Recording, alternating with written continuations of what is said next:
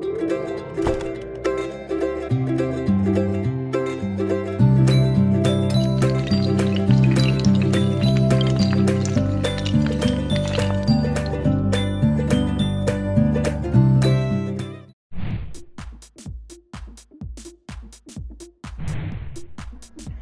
everyone, welcome back to my YouTube channel.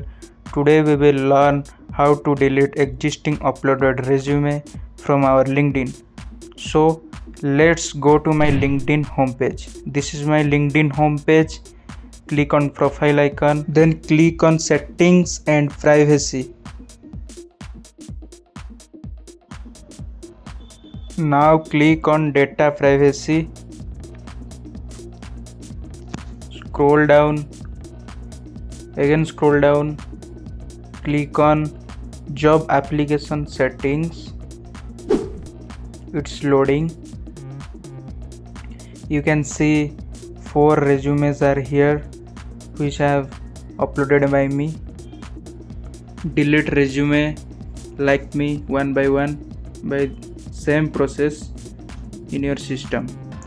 You can also add our new resume by clicking in upload resume. So friends, this is all for today. Thank you for watching this video.